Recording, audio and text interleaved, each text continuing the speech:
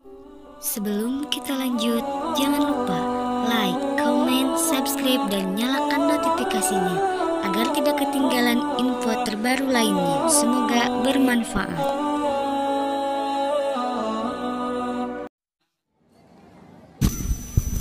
Baik, hadirin semuanya, memasuki acara pertama yaitu presentasi yang disampaikan oleh masing-masing narasumber dengan durasi 10 menit. Dan sebelum waktu habis, moderator akan memberikan kode 2, artinya 2 menit lagi habis kesempatan bagi narasumber untuk memberikan presentasi. Saya ulangi sekali lagi bahwa di sesi ini dilarang memberikan interupsi atau pertanyaan.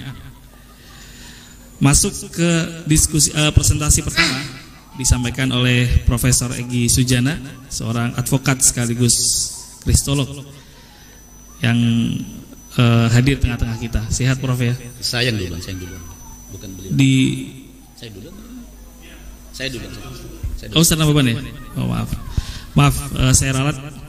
Pertama narasumber kita adalah Ustadz Syamsul Arifin Nababan. Oke. Waktu sudah tepat, kami persilakan 10 menit dari sekarang.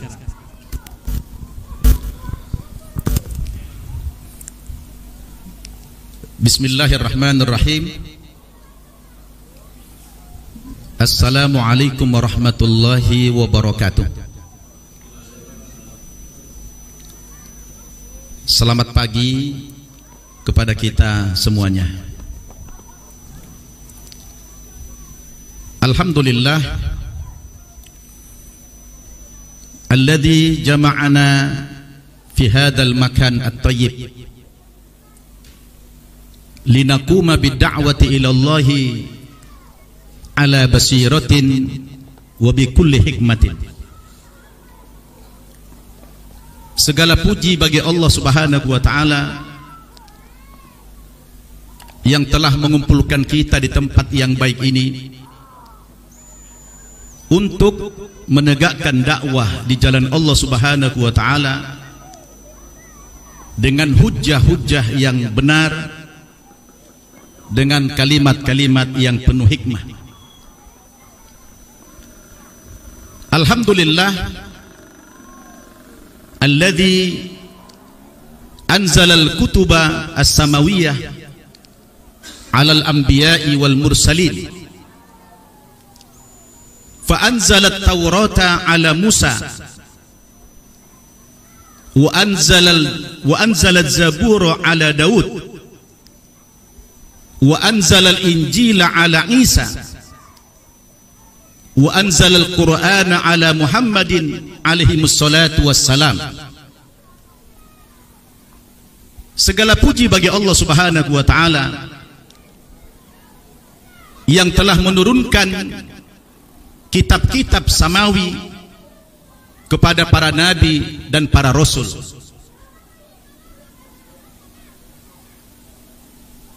Yaitu Allah Subhanahu wa taala telah menurunkan Taurat kepada Nabi Musa,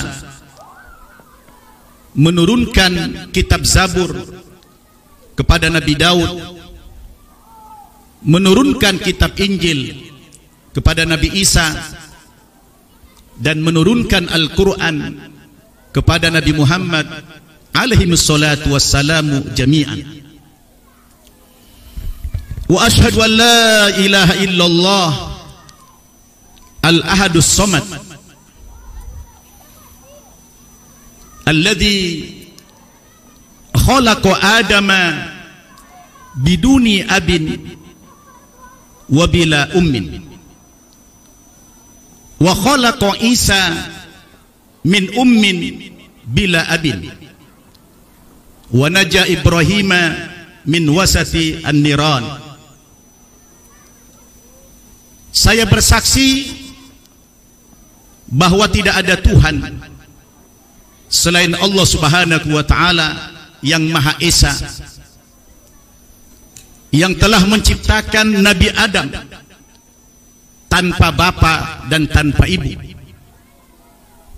dan juga menciptakan Nabi Isa dari seorang ibu tanpa bapa, dan yang menyelamatkan Nabi Ibrahim di tengah-tengah kobaran api. Wa asyhadu anna Muhammadan abduhu wa rasuluh khatamul anbiya'i wal mursalin alladzi la nabiyya ba'da wa la rasula ba'da. Dan saya juga bersaksi bahwa Nabi Muhammad sallallahu alaihi wasallam adalah penutup para nabi, yang tidak ada nabi dan tidak ada rasul sesudah beliau. Amma ba'du, Rabbi shrah li sadri wa yassir li amri wahlul 'uqdatam min lisani yafqahu qawli. Yang saya hormati Ketua Arimatea selaku penyelenggara dialog lintas agama pada hari ini, hari Selasa tanggal 6 Februari tahun 2025. Yang saya hormati segenap panitia dan juga tuan rumah, dan yang kita muliakan para pembicara, baik dari pembicara muslim maupun pembicara Kristen. Di samping kiri saya ada Profesor Dr. Egy Sujana. Di depan saya ada dua pembicara Kristen, Pendeta Morwali Yanto Matalu, PhD, dan juga Pendeta Dr. Moses Wibowo. Dan tidak lupa yang kita banggakan, Ustadz Adnan Fairuz selaku moderator kita yang sangat bijaksana dan yang sangat saya muliakan, para hadirin yang hadir mengikuti dialog lintas agama di pagi hari ini. Alhamdulillah, bagi saya pribadi, dialog lintas agama yang seperti ini sudah yang kesekian kalinya. Bahkan kalau boleh saya mengatakan, sepertinya ada dialog lintas agama pertama kali diadakan di Indonesia itu tahun 2004, yang diselenggarakan oleh Arimatea juga, yang waktu itu tempatnya di Asrama Haji Pondok Gede, dan salah seorang debator waktu itu saya pribadi dengan mengambil tema debat mu'allaf versus murtadin. Waktu itu ada 3 ustadz dan 3 pendeta, yang masing-masing ustadz ini mantan Kristen dan pendeta itu mantan Islam. Yang dengan debat tersebut membuat saya viral. Dari sekian pembicara, alhamdulillah saya paling viral waktu itu. Saya bersyukur kepada Allah, Pak Pendeta, dengan dialog itu membuat saya bisa keliling dunia memberikan ceramah sampai ke 4 benua. Mulai dari benua Asia ini, benua Australia, benua Amerika, dan benua Eropa. Itu latar belakangnya adalah karena jasa Syekh Google dan juga Syekh YouTube. Nah, itu berjasa banget bagi memviralkan seseorang atau juga menghancurkan seseorang. Saya sangat menyambut baik program dialog lintas agama yang semacam ini, yang selama ini bagi masyarakat Indonesia masih dianggap tabu, dianggap sesuatu yang mengkhawatirkan. Nanti akan terjadi debat kusir, akan provokatif, akan saling menghina. Oh, tidak seperti itu. Al-Quran yang menjadi pedoman mutlak kaum muslimin sangat melarang mengejek, menghina agama atau sembahan umat lain. Allah Subhanahu wa taala sudah mengatakan dalam Al-Quran surat Al-An'am ayat 108, "Wala tasubbul ladzina yad'una min dunillah fayasubbullaha adwan bighairi ilm." Jangan kamu ejek, jangan kamu hina sembahan-sembahan agama lain, karena kalau kamu hina Tuhan dan agama mereka, mereka akan mengejek Tuhanmu lebih dahsyat lagi tanpa ilmu pengetahuan. Ini jelas aturan di dalam Al-Quran. Dan dialog ini juga merupakan perintah Al-Quran. Nah, dalam rangka tidak boleh menghina, menyerang agama lain, maka dialog itu Pak Pendeta, dalam Islam, dalam Al-Quran, dilarang kami berdialog dengan cara yang baik. Allah melarang umat Islam berdialog dengan cara yang baik. Lalu Allah perintahkan kami berdialog dengan cara yang terbaik. Jadi cara baik dilarang, apalagi cara jelek. Allah katakan dalam Al-Quran surat Al-Ankabut ayat 29, wala tujadilu ahlal kitabi illa billati hiya ahsan. Jangan kamu debat orang-orang ahli kitab terkecuali dengan cara yang terbaik. Jadi bukan cara baik. Allah melarang kita berdebat dengan cara yang baik, tapi perintahnya dengan cara yang terbaik. Artinya apa? Kita memilih kata-kata yang terbaik, kalimat yang terbaik, materi yang terbaik, yang tidak menyerang dan tidak menyinggung agama yang lain. Nah, inilah di dalam agama Islam diatur betapa pentingnya itu dialog. Nah, tema kita hari ini menarik, adalah tauhid dan Tritunggal dalam perspektif logika. Saudara, kalau kita bicara logika, agama Islam ini adalah agama yang sangat menghargai dan mengapresiasi yang namanya akal. Bahkan syarat beragama dalam Islam itu adalah orang yang berakal sehat. Sebab ladina liman la aqlalah, tidak dianggap beragama orang yang tidak punya akal. Jadi orang yang tidak punya akal tidak penting beragama. Maka semua perintah dalam Islam, terutama perintah dalam menjalankan ibadah, selalu disertakan syarat melaksanakan ibadah itu apa? Namanya akil balik. Harus sehat akalnya dan cukup umur. Jadi kalau ada orang belum sehat akalnya, katakan seperti anak-anak, dia tidak dibebankan agama oleh Allah Subhanahu wa taala. Maka kalau ada anak kecil yang belum cukup umur meninggal, dia tidak ada pertanggungjawaban apa-apa di hadapan Allah Subhanahu wa taala kelak. Jadi kalau orang mau sholat, wajib syaratnya apa? Akil balik. Akil artinya berakal sehat. Berapa umur seseorang dianggap sudah cukup akalnya sehat? Ya sekitar 12 tahun ke atas. Jadi kalau kita bicara logika ini, tauhid dengan pendekatan logika, nanti akan kita jelaskan lebih detail lagi dalam diskusi kita ini. Demikian pengantar saya. Wassalamualaikum warahmatullahi wabarakatuh.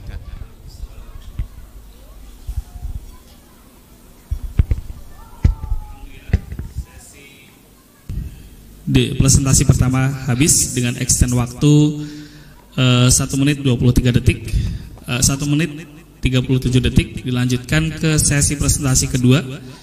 Kepada Profesor Egy Sujana kami persilakan, waktunya 10 menit, extend 2 menit.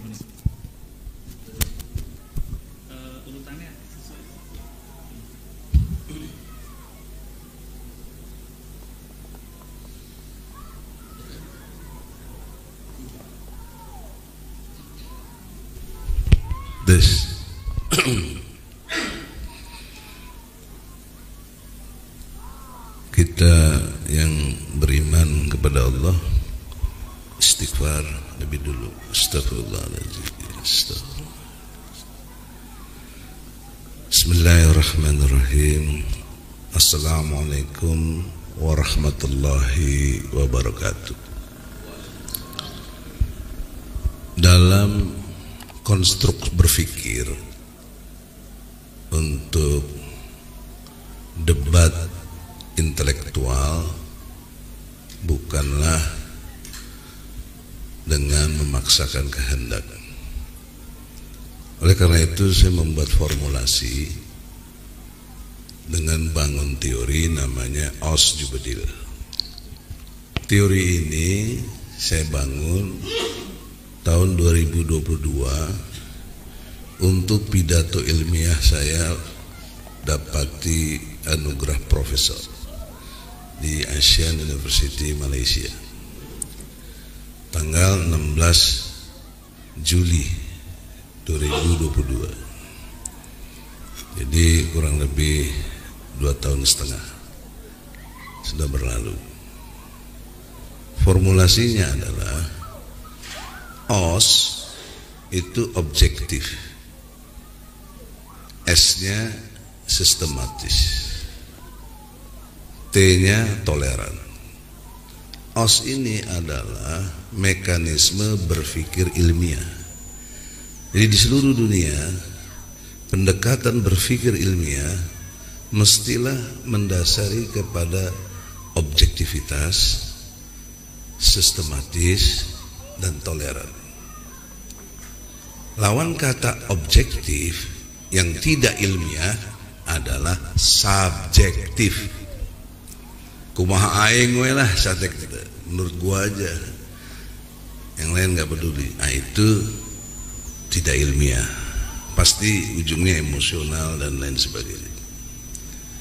Bagi kita orang-orang yang intelektual, artinya edukasinya ada atau terdidik, harus pendekatannya objektivitas.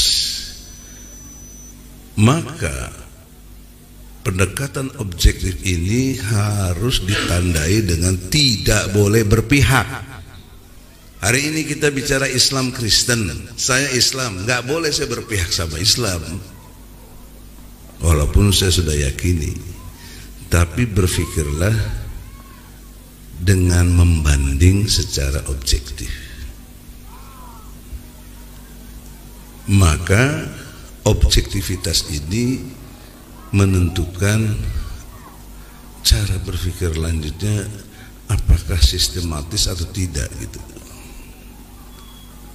Dari sistematis itu tahap demi tahap, nggak acak-adut, lawannya pasti acak-adut,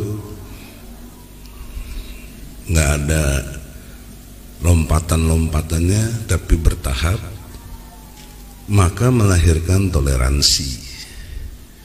Jadi toleransi itu adalah sikap menerima, mengakui, dan membenarkan yang objektif yang telah dijelaskan sistematis. Makanya toleransi yang paling top di dunia ini adalah Allah Subhanahu wa Ta'ala. Apa buktinya? Surat Al-Kafirun. Sudah jelas orang itu diciptakan oleh Allah, sudah jelas Allah yang kasih makan lewat rezekinya, tumbuh-tumbuhan ditumbuhkan lewat hujan, banyak alam semesta yang sumber daya alamnya. Kemudian setelah tumbuh berkembang, orang itu menentang Allah, mengingkari Allah, tidak mengakui Allah, no problem, sampai kepada lakum dinukum. Zat mana yang bisa seperti itu? Nggak ada kecuali Allah. Disitulah objektivitas yang luar biasa. Disitulah sistematisnya cara berpikir Quran itu yang Allah ajarkan. Disitulah sikap toleransi muncul. Tapi jahatnya rejim dunia barat dan sampai rejim di Indonesia ini mengkondisikan Islam itu intoleran. Dibentuklah BNPT misalnya, Badan Nasional Penanggulangan Terorisme.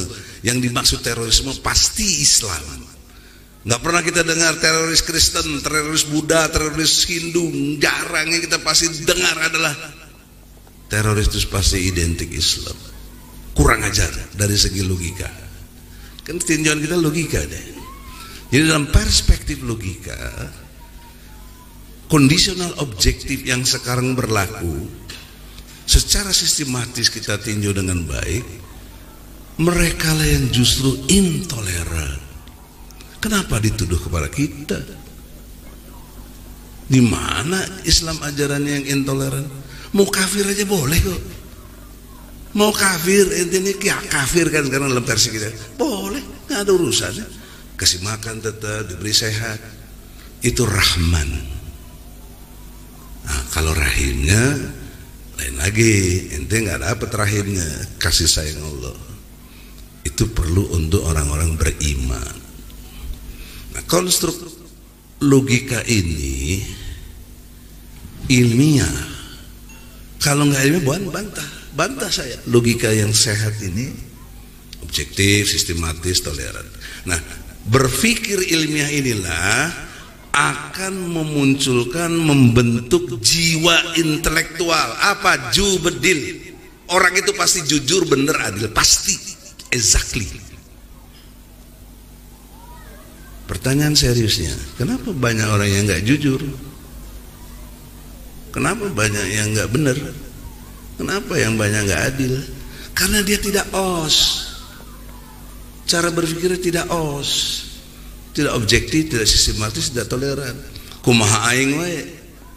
Menurut gua, kelompok gua, partai gua, yang lain sabedo teuing. Nah, itulah barbar, sebenarnya itu barbar.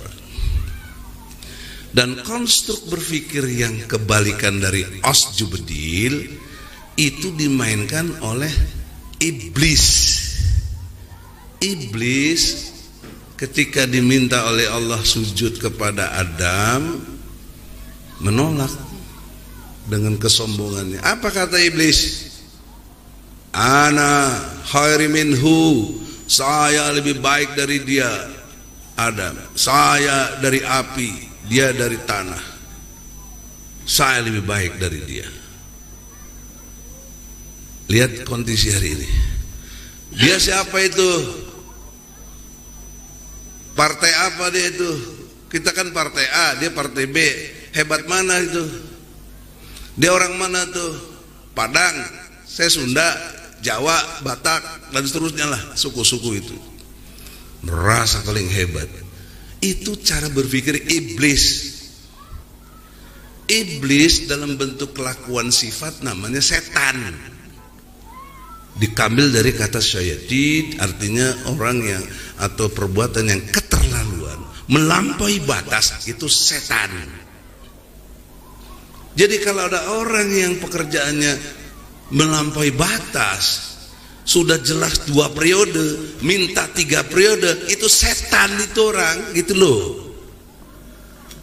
Saya nggak nyebut orang ya, tapi logika berpikir nggak bisa dihindari, bos.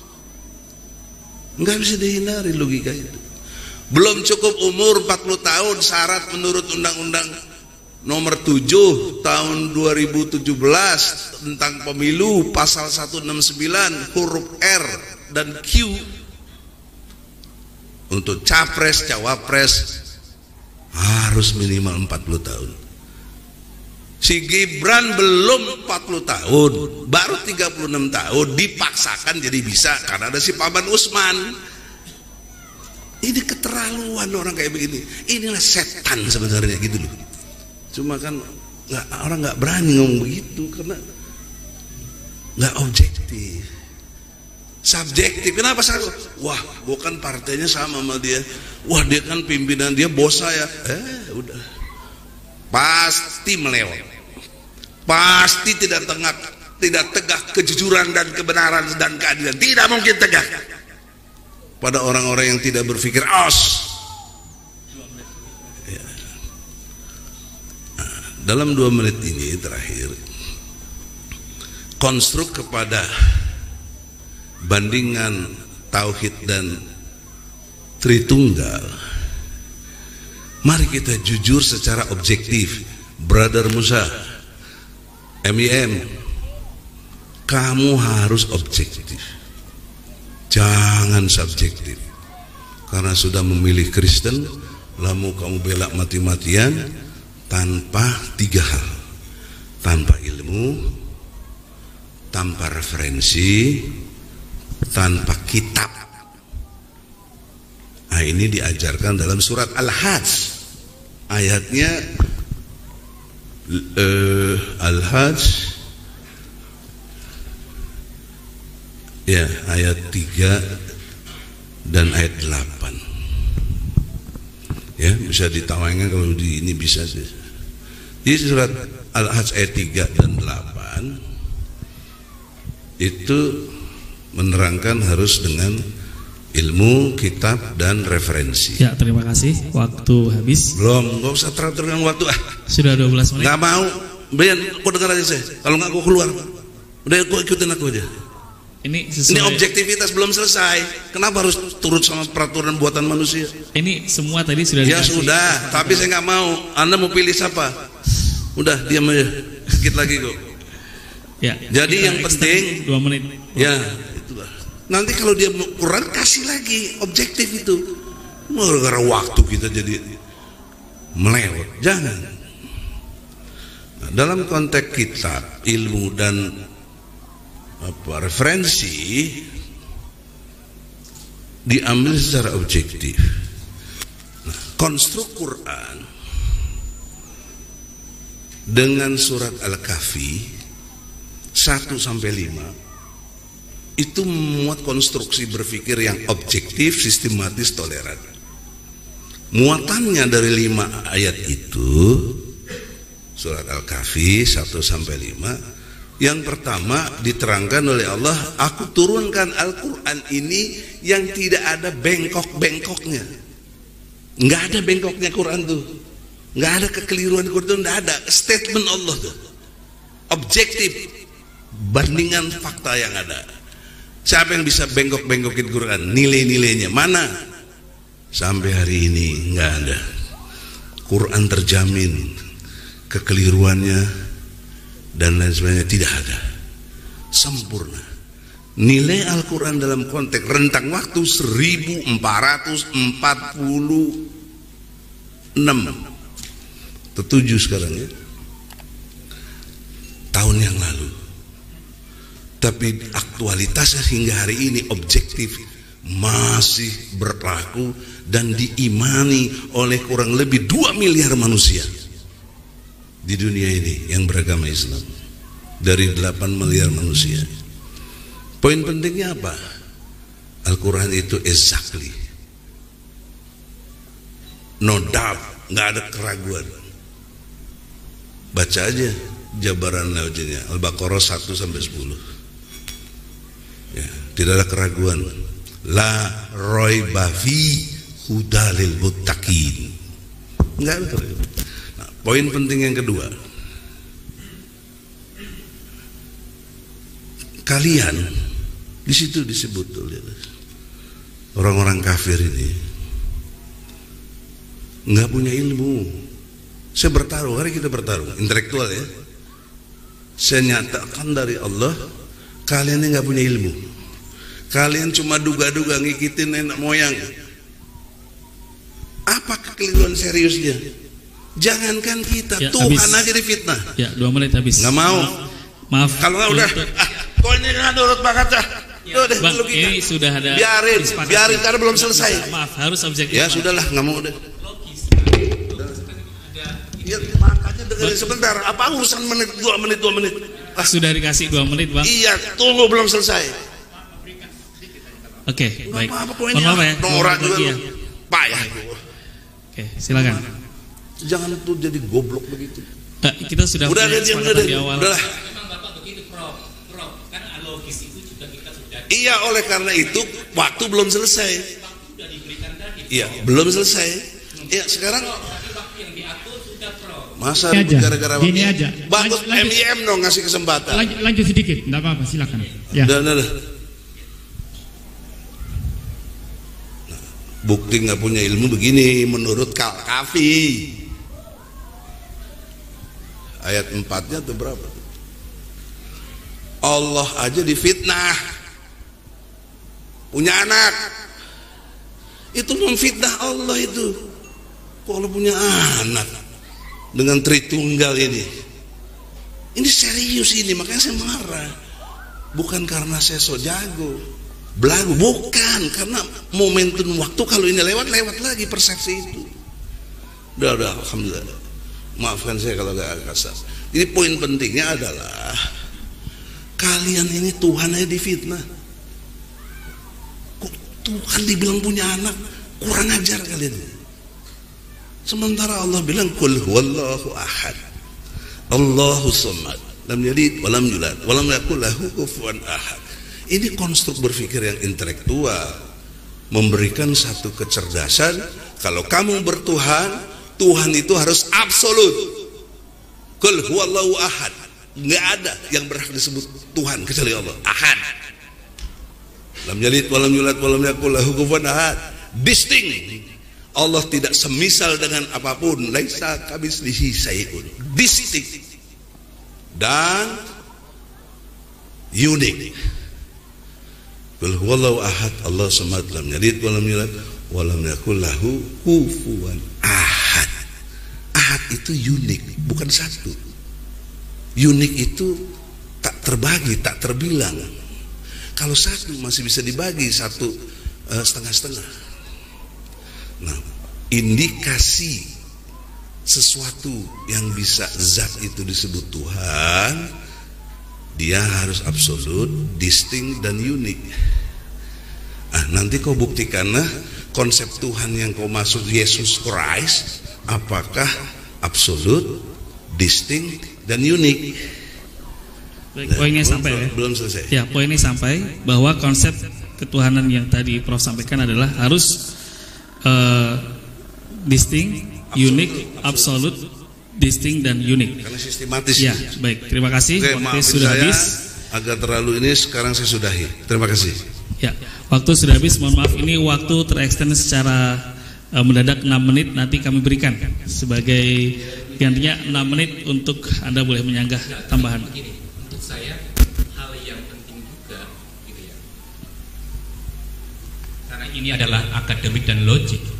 Salah satu hal yang penting dalam logik adalah menghargai apa yang sudah disepakati. Nah, itu mohon moderator itu juga menjadi perhatian.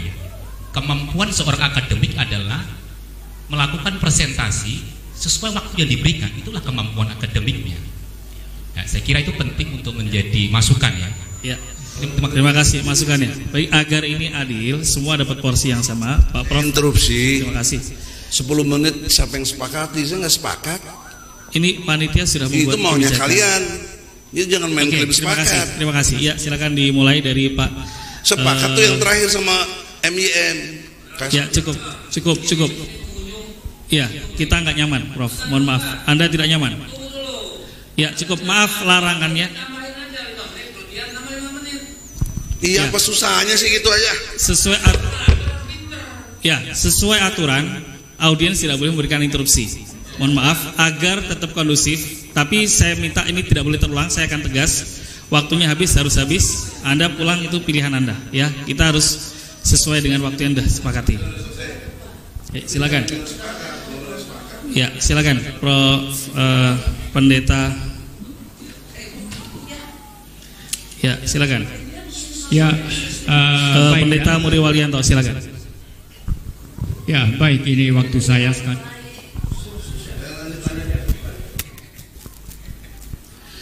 Ya, ini waktu saya sekarang. Jadi, ya, silakan. Pertama-tama, sebetulnya saya sangat berharap tadi dari, ya saya nggak bicara, saudara, kalau saudara bicara. Ya, saya pertama-tama sangat-sangat mengharapkan tadi itu dari kedua pembicara Muslim untuk menyajikan konsep tauhid itu apa ya? Apa itu tauhid sebetulnya begitu ya? Itu yang saya tunggu-tunggu dari Bapak Ustadz Nababan tadi juga tidak menyinggung tauhid, dan dari Bapak Profesor Egy Sujana juga lebih banyak menyinggung metodenya, menyinggung tauhid mungkin sedikit sekali, lalu juga nyerempet-nyerempet politik ya tadi. Dan sorry, kami pembicara Kristen tidak akan menyerempet politik atau apapun, karena ini adalah dialog lintas agama ya, Muslim, Islam, Kristen. Itu yang pertama-tama. Yang kedua, kalau kita bicara logik ya, logika di dalam dunia akademik di seluruh dunia itu merujuk kepada logika Aristotelian. Kita bicara hukum identitas, kita bicara hukum either or, kita bicara law of non-contradiction, Mengapa HP ini adalah HP dan bukan babi? Ini misalnya contoh ya. Ya, jadi saya berharap dialog sekarang ini ya yang diadakan ini betul-betul merujuk kepada topik, yaitu tauhid dan Tritunggal dalam perspektif logika. Mari kita terapkan logika Aristotelian yang formal ke dalam konsep tauhid dan trinitas, dan kita uji mana yang rasional, mana yang intelligible, mana yang unintelligible. Nah, itu yang kita cari saya pikir di dalam dialog ini ya saudara ya. Jadi itu mengenai masalah topik dan metode. Sekarang saya masuk kepada konsep trinitas. Ada banyak salah paham tentang trinitas atau Tritunggal ya, terutama dari saudara pihak Muslim ya, menganggap bahwa orang Kristen menyembah 3 Tuhan atau 3 Allah. Dalam video-video YouTube yang ada beredar di YouTube, Profesor Egy Sujana itu pernah membuat pernyataan bahwa Trinitas dalam kekristenan itu mirip-mirip Trimurti di dalam Hinduism begitu ya. Nanti saya akan sedikit membahas itu. Tapi yang dipercaya orang Kristen bukan 3 Allah, hanya ada 1 Allah, Allah yang Ehad, Allah yang Esa. Tetapi dalam Allah yang Esa itu mempunyai kejamakan. Saudara bicara 1 Allah tapi sifat-sifatnya itu jamak. Maha kasih, pencipta dan lain sebagainya. Dalam Islam dikenal 99 nama Allah atau sifat-sifat Allah. Seperti itu. Ada kejamakan, ada kesatuan, ada kejamakan. Jadi kami Kristen percaya Allah itu Esa, tetapi di dalam diri Allah yang Esa itu mempunyai kejamakan pribadi. Itu yang kami sebut pribadi pertama Bapa, pribadi kedua itu Anak, pribadi ketiga itu Roh Kudus. Kenapa pribadi kedua disebut Anak? Bukan seperti mungkin dalam pemikiran saudara bahwa Allah itu beranak ya, memperanakan ya, sebagaimana seorang ibu memperanakan anak. Bukan, tapi itu merujuk kepada relasi kekal antara Allah dengan firman-Nya, Allah dengan sabdanya. Jadi bukan Bapa beranak seperti perempuan melahirkan anak, seperti itu. Jadi Allah yang kekal itu eksis dengan firman-Nya, sabdanya yang kekal, itulah yang kami sebut Anak, dan dengan Roh-Nya yang kekal, itulah yang kami sebut Roh Kudus. Ketiganya Esa, tidak ada 3 Tuhan di sini. Sekarang saya lanjutkan apa yang saya katakan tadi sering diungkapkan oleh Profesor Egy Sujana di dalam YouTube bertebaran ya, mengenai konsep Trinitas itu tidak berbeda dengan Trimurti katanya. Di dalam penelitian S2 saya di Belanda, saya meneliti tentang Hinduism dari pemikiran Sankara, seorang pemikir Hinduism yang paling pokok dan paling penting. Even di dalam Hinduism mereka tidak percaya politeisme. Saudara mungkin kaget, bukankah Hindu banyak dewa-dewinya? Di dalam Hinduism inti kepercayaan mereka itu adalah Brahman. What is Brahman? Brahman adalah pure consciousness yang tidak berpribadi. Satu kesadaran yang murni yang tidak berpribadi. Nah, Brahman yang satu, yang Esa yang satu ini menurut Hinduism untuk disembah sulit karena atribut-atributnya sulit dikatakan. Sankara berkata paling-paling kita sebut Brahman bukan ini, bukan itu. Kita sulit memperkatakan, maka bagaimana cara menyembah? Maka Brahman yang satu ini dipersonifikasikan ke dalam banyak dewa. Jadi personifikasi Brahman yang satu. Dan yang paling penting adalah personifikasinya adalah Brahma, Siwa, dan Wisnu. Jadi even Hinduism pun tidak percaya politeisme, karena inti keyakinan mereka adalah Brahman yang satu, pure consciousness itu.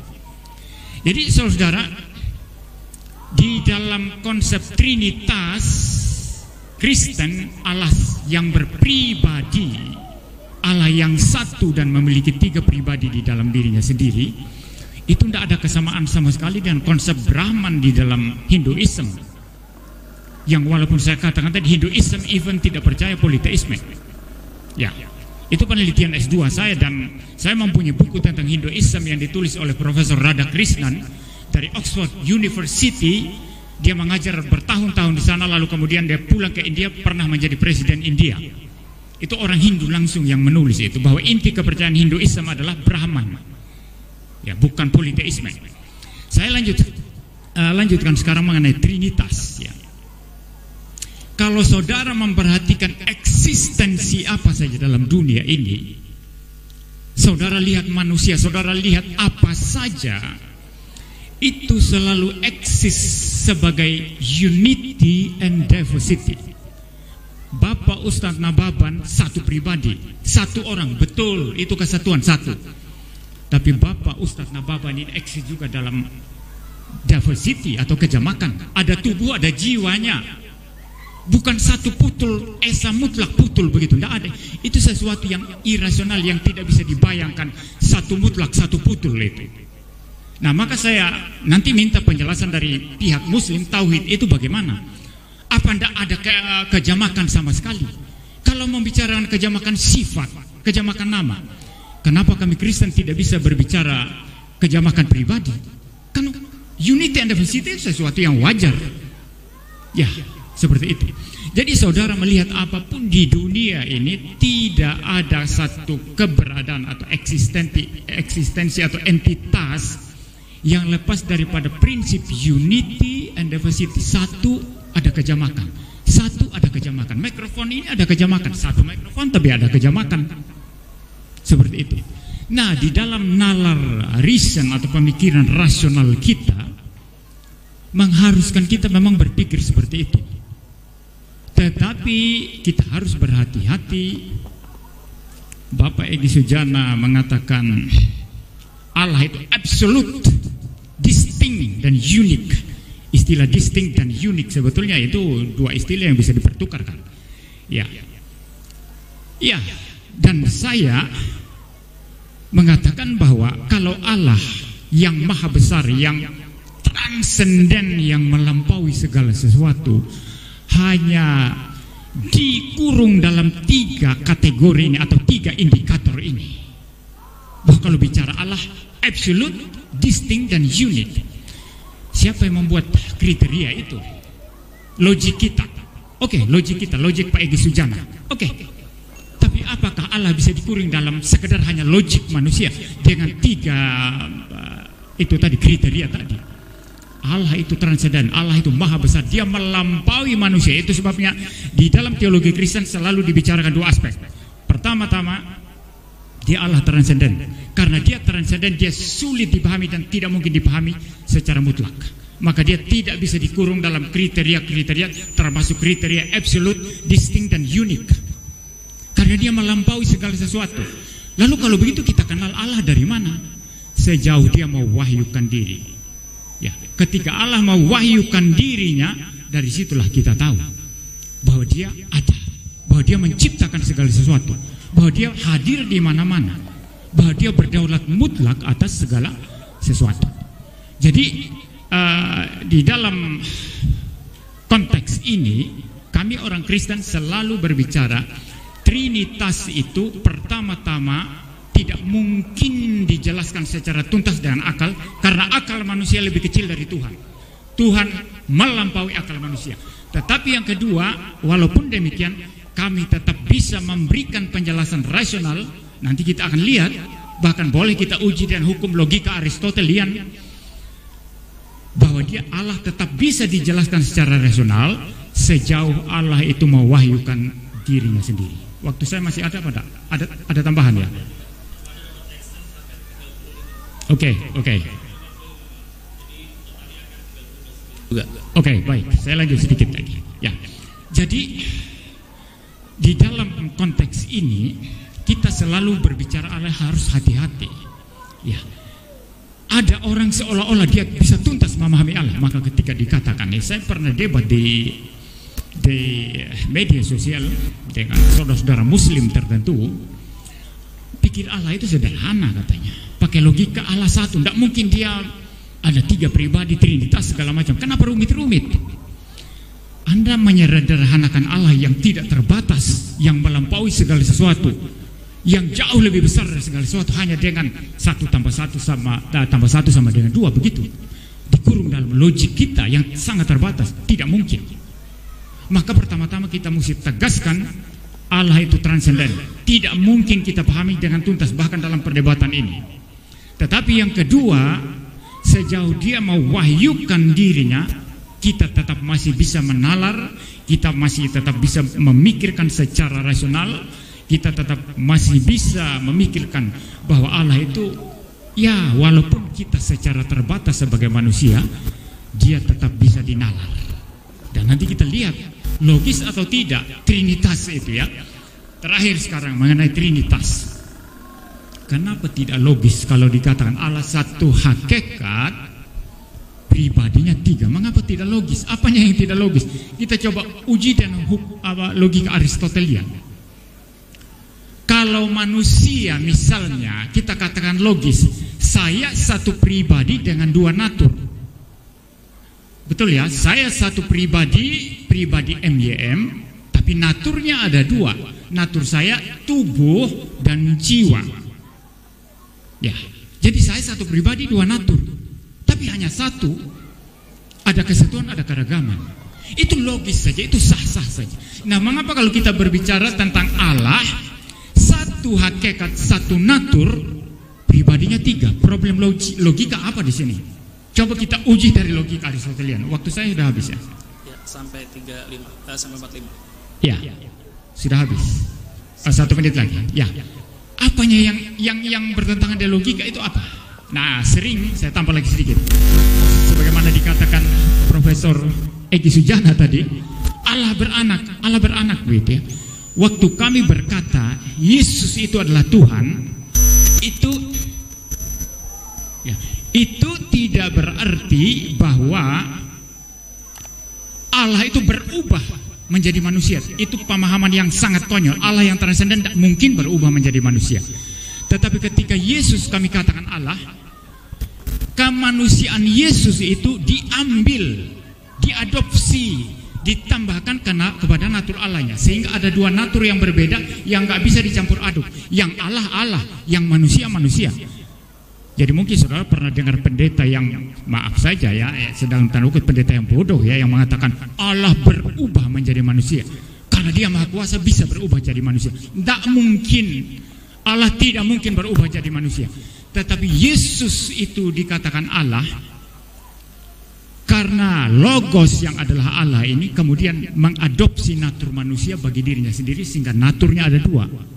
Pribadinya 1, naturnya 2. Bisa dibedakan dengan jelas, tidak bisa dicampur aduk. Dan ini dalam perspektif logika Aristotelian sangat logis, tidak ada yang bertentangan dengan logika. Ya, waktu Anda hampir habis, 5 detik lagi, cukup ya? Ya, terima kasih Pak MBM. Selanjutnya ke pendeta yang kedua, Dr. Moses Wibowo. Waktu kami persilahkan sampai 30:29.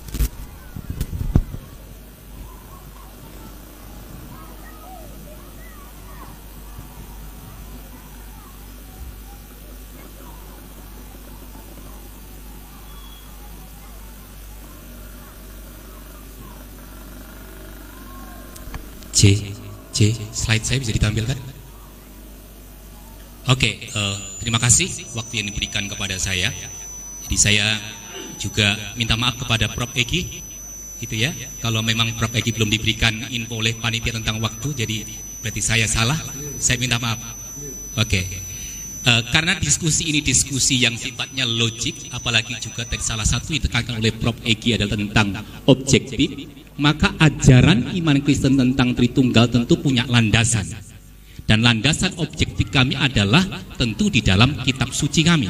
Maka karena itu saya akan menyambung apa yang disampaikan oleh Pak Muri tentang dasar-dasar kitab suci kami. Dalam materi ini, bagian awal kami harus akui bahwa Alkitab itu menjadi alasan mengapa kekristenan percaya Allah itu adalah Tritunggal.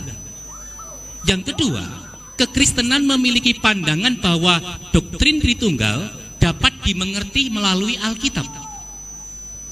Yang ketiga, memang Alkitab tidak secara sistematis menguraikan Tritunggal di salah satu bagian saja, tetapi di beberapa bagian di dalam keseluruhan Alkitab, dalam kesatuan Alkitab itu sendiri. Ini yang menjadi objektivitas dari ajaran Tritunggal di dalam iman Kristen. Yang pertama, bahwa dasar pengajaran Tritunggal dalam Alkitab Perjanjian Baru, karena Alkitab Kristen dibagi menjadi dua, maka saya akan mulai dari Perjanjian Baru.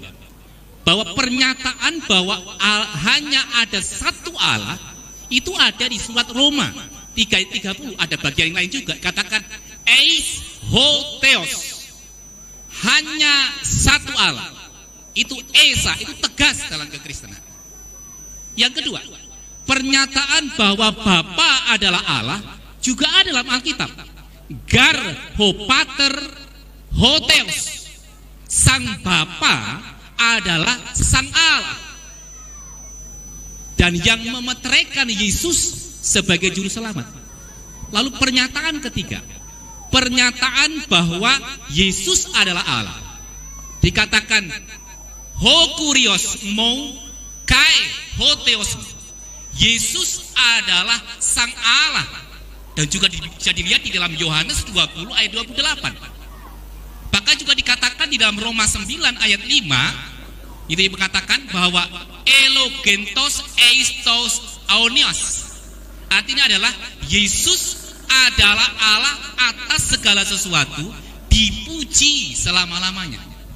Nah, yang selanjutnya tentang Yesus sendiri, juga dikatakan bahwa dan keadilan Allah dan juru selamat kita Yesus Kristus. Ini dikaitkan juga bahwa Yesus adalah Allah.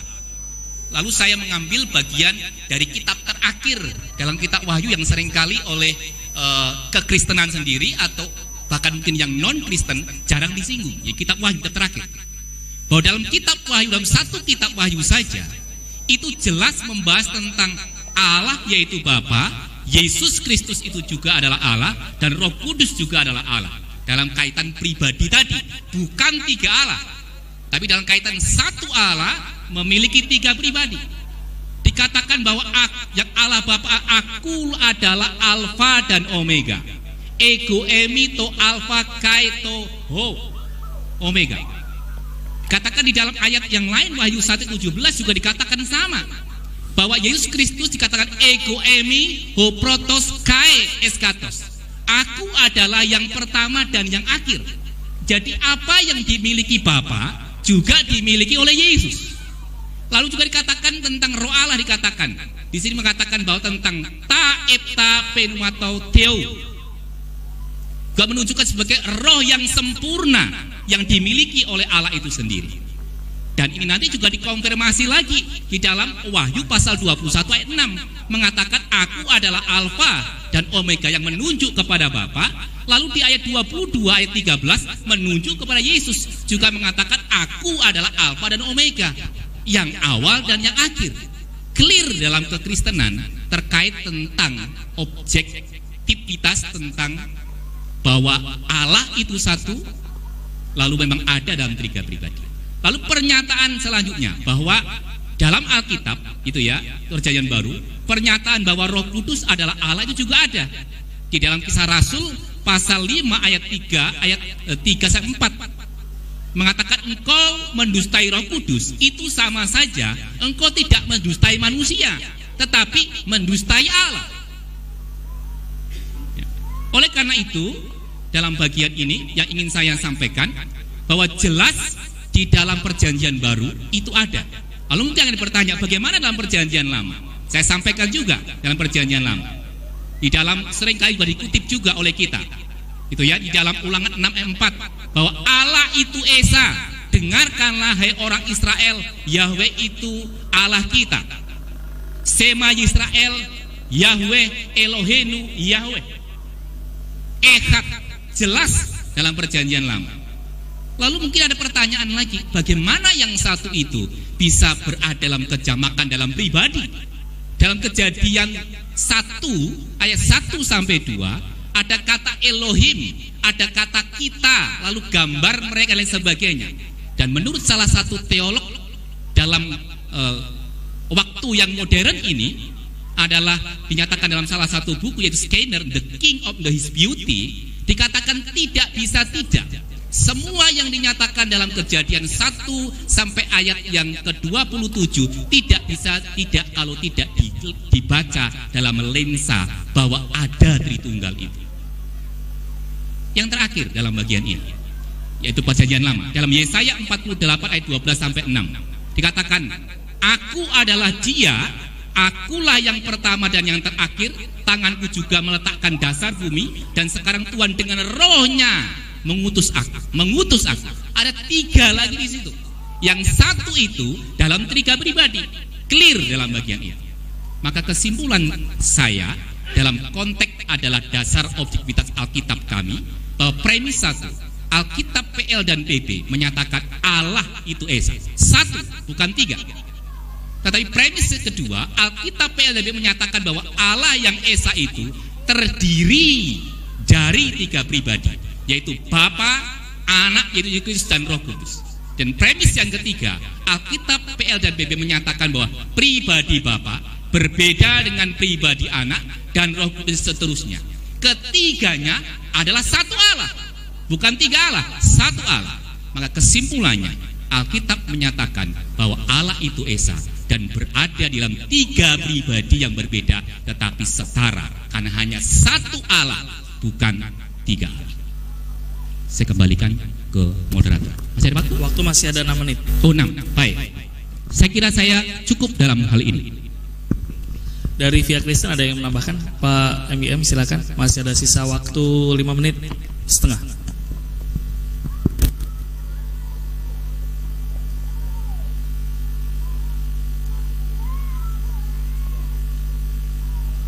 Baik, Prof.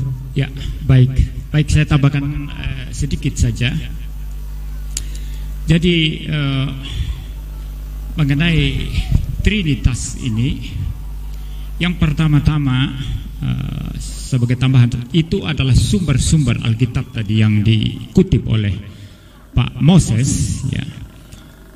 Alkitab pertama-tama menegakkan keesaan Allah, lalu kemudian berbicara keragamannya, yaitu Allah itu sendiri, sabdanya atau firmannya, dan rohnya yang kekal. Oleh karena demikian, maka di dalam Trinitas itu kita bisa berbicara relasi. Relasi menghasilkan kasih. Kalau saya tidak berelasi dengan seseorang, nggak ada kasih di situ. Dan ini dalam filsafat itu memutlakan atau meniscayakan adanya subjek objek. Anda tidak bisa bicara kasih kalau hanya subjek saja, tidak ada objek kasih. Kasih menjadi lumpuh. Aku mencintai, tapi orang bertanya, kamu mencintai siapa? Objeknya siapa? Begitu. Nah, kalau kami berbicara Allah itu kasih, God is love, dasarnya apa?